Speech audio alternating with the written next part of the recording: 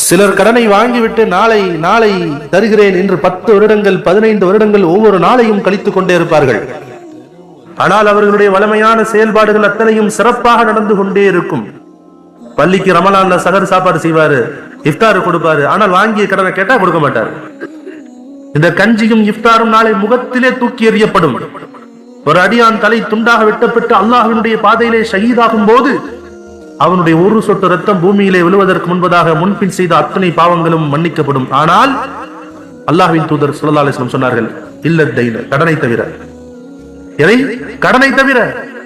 அவன் அல்லாஹ்வினுடைய பாதையிலே கொல்லப்பட்டு மீண்டும் உயிர் கொடுக்கப்பட்டு மீண்டும் கொல்லப்பட்டு மீண்டும் உயிர் கொடுக்கப்பட்டு மீண்டும் அல்லாஹ்வுடைய பாதையிலே ஷஹீதானாலும் அவருடைய கடன் நிறைவேற்றப்படும் வரை அவன் சுனத்துக்குள்ளே செல்ல மாட்டான் என்று சொன்னார்கள். இமாம் நஸை பதிவு செய்கிறார்கள். அன்புக்குரிய சகோதரர்களை, நாங்கள் அடுத்தவர்கிட்ட கடனாக பணத்தை வாங்கிட்டு நீங்க ஹஜ் செஞ்சாலும் உம்ரா செஞ்சாலும் தொழுதாலும் இபாதத் செஞ்சாலும் ஊர்ல நல்ல பேர் எடுத்தாலும் எந்த பெரிய பட்டம் எடுத்தாலும் ஆலிமாக இருந்தாலும் அல்லாமாவாக இருந்தாலும் அறிவாளியாக இருந்தாலும் அவுலியாவாக இருந்தாலும் அடையாளத்துக்காக சொல்கிறேன், இந்த பட்டங்களை எல்லாம் எவ்வளவு பெரிய ஆளாக இருந்தாலும் ஆனால் நீங்கள் அல்லாஹ்விடத்திலே ஜீரோ.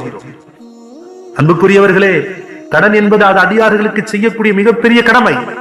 அந்த கடமையை நீங்கள் சரியாக நிறைவேற்றாமல் எங்கு நீங்கள் சென்றாலும் ஹஜ்ஜுக்கு சென்றாலும் சிலர் அல்லாஹ்வின் பாதையிலே கடனை வாங்கிவிட்டு செல்கிறார்கள். அது நரகத்தின் பாதை, அது ஹராமினுடைய பாதை என்பதை அவர்கள் மறந்து விட்டார்கள். அல்லாஹ்வை நம்பக்கூடிய முஸ்லிம்களை இந்த உலகத்திலே ஒரு ரூபாய் ஏனும் ஒரு அடியாரிடத்திலே சாமர்த்தியமாக ஏமாற்றி விட்டால் அதற்காக நாளை மறுமையிலே நீங்கள் இவ்வுலகில் அரும்பாடுபட்டு சம்பாதித்த மொத்த நன்மைகளிலும் புரோஜனம் இல்லாமல் அந்த ஒரு ரூபாய் உங்கள் சூனத்தை தடுக்கும் என்றால் உங்களால் நம்ப முடிகிறதா?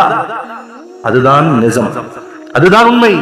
கடன் விஷயத்தில் கவனம் தேவை நம் சமூகத்திலே.